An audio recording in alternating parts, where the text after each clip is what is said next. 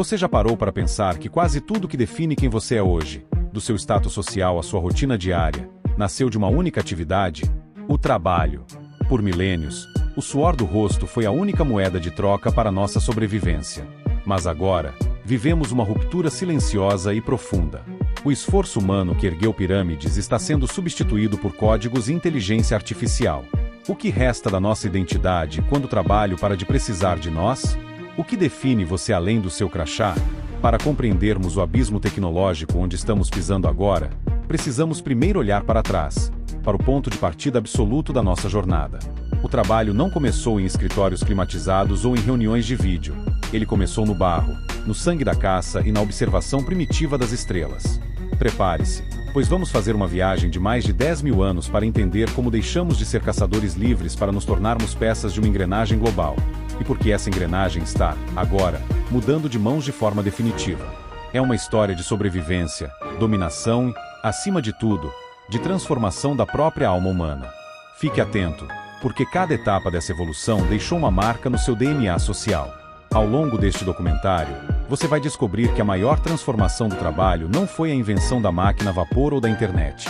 Existe um elemento surpresa, uma mudança invisível e profunda na psicologia humana que ocorreu há séculos e que explica perfeitamente por que você se sente culpado hoje quando não está sendo produtivo, mesmo em seu momento de descanso. Vamos revelar como fomos psicologicamente programados para amar nosso próprio cansaço e por que o ócio se tornou o maior crime social do século XXI. Fique até o final, porque o que eu vou te contar sobre a sua própria mente vai mudar a forma como você enxerga o seu tempo livre para sempre. Imagine o mundo há 30 mil anos. A palavra trabalho sequer existia no vocabulário daqueles grupos humanos. O que existia era a vida em sua forma mais integrada e orgânica. Nas sociedades nômades de caçadores-coletores, o esforço físico era uma extensão da biologia. Caçar um animal de grande porte ou coletar frutos silvestres não era um emprego com horário de entrada e saída. Era garantia da própria vida. Antropólogos como Marshall Salins, em sua tese sobre a sociedade afluente original, revelam algo que muitos consideram chocante hoje.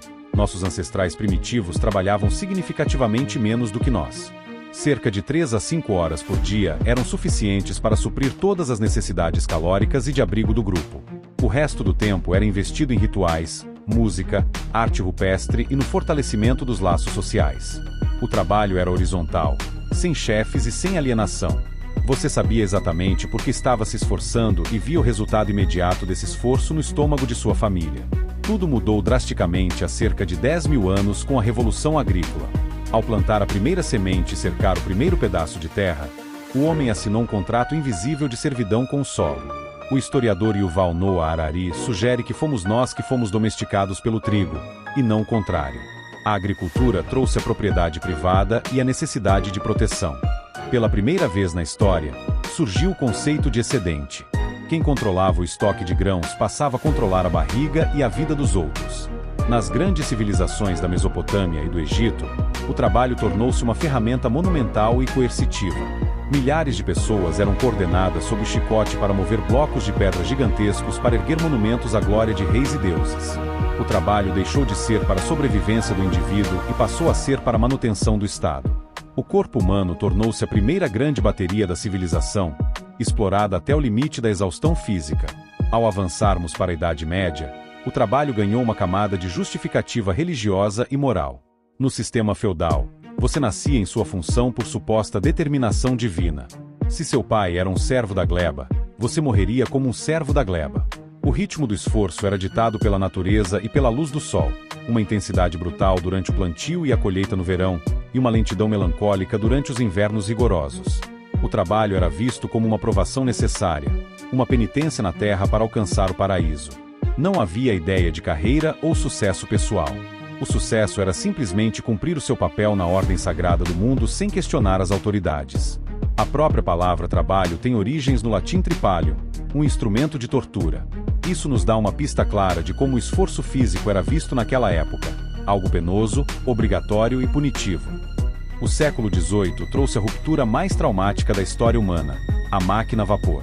O trabalho foi arrancado das mãos habilidosas dos artesãos e jogado dentro das caldeiras fumegantes das fábricas. Esta foi a transição para a era do homem-máquina.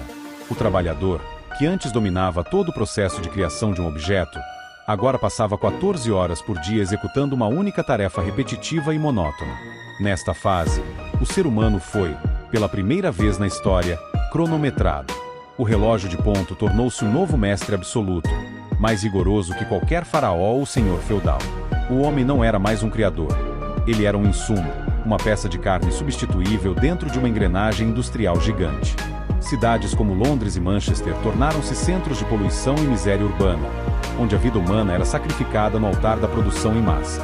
Foi aqui que nasceram as primeiras lutas por direitos, sindicatos e a jornada de 8 horas. Frutos de revoltas sangrentas de quem se recusava a ser tratado apenas como combustível para o capital. Você consegue perceber como o conceito de trabalho sempre foi uma corda esticada entre a necessidade biológica e a dominação política? Nós evoluímos do peso bruto das pedras para a leveza invisível dos bits de computador e das fibras ópticas. Mas não se engane, a pressão não diminuiu, ela apenas mudou de natureza e de endereço. Saímos do cansaço físico extremo para o esgotamento mental completo. Estamos exatamente no ponto crítico onde o cérebro humano encontra o algoritmo de inteligência artificial. Você está preparado para entender como essa tecnologia está devorando, em meses, profissões que antes eram consideradas impenetráveis e seguras? Após as grandes guerras mundiais, o cenário do trabalho mudou novamente. O trabalho manual pesado começou a ser exportado para países periféricos e as nações desenvolvidas abraçaram o setor de serviços e a burocracia corporativa. Surgiram os grandes prédios de escritórios de vidro, os cubículos e a cultura das reuniões intermináveis. O conhecimento e a informação tornaram-se o novo capital valioso. Parecia que tínhamos chegado ao auge da evolução, ambientes climatizados e computadores pessoais. No entanto, a tecnologia trouxe liquidez. O trabalho, que antes ficava trancado dentro da fábrica ou do escritório físico, agora persegue você através do smartphone no seu bolso. A fronteira entre ser um profissional produtivo e ser um indivíduo privado simplesmente evaporou. Hoje, você está no trabalho enquanto janta com seus filhos, enquanto tenta dormir ou enquanto viaja no fim de semana. O trabalho tornou-se uma névoa onipresente que nunca se dissipa, exigindo sua atenção constante através de notificações de e-mail e mensagens instantâneas. Neste exato momento, em 2026, a inteligência artificial não substitui apenas o braço ou a força física, mas o próprio sistema nervoso e a capacidade cognitiva humana. Não estamos mais falando apenas de robôs soldando portas de carros. Estamos falando de sistemas generativos que escrevem roteiros complexos, que diagnosticam doenças com mais precisão que médicos veteranos e que gerem fundos de investimento bilionários sem qualquer intervenção humana. E por que fazemos isso? Porque transformamos o lazer em uma extensão do trabalho. Postar nas redes sociais tornou-se branding pessoal. Viajar e tirar fotos tornou-se produção de conteúdo. Estudar um novo idioma ou ler um livro técnico nas férias tornou-se aperfeiçoamento de capital humano. O elemento surpresa é a nossa completa e desesperadora incapacidade de ficar em silêncio ou em repouso sem sentir uma pontada de culpa corrosiva. Fomos treinados para acreditar que o descanso é um pecado e que o valor de um ser humano é igual à sua taxa de produtividade diária. As correntes não estão mais nos pés. Elas estão gravadas na nossa própria percepção de dignidade. Somos nossos próprios vigilantes em uma prisão de produtividade infinita. A evolução do trabalho nos trouxe da caverna úmida aos servidores de silício, da sobrevivência bruta à produtividade infinita e automatizada. Agora, estamos na encruzilhada definitiva. O que faremos com a nossa liberdade se as máquinas finalmente assumirem o fardo que carregamos por 10.000 anos? O sistema está mudando em uma velocidade que a nossa biologia mal consegue acompanhar. O futuro não é sobre trabalhar mais, mas sobre redescobrir quem somos sem o crachá no peito. A pergunta que fica é: você é alguém além da sua função econômica? Se você não tivesse que produzir nada amanhã, quem você seria? Se este documentário mudou a sua visão sobre a sua rotina e a história humana, inscreva-se agora no canal O Alfa da Evolução.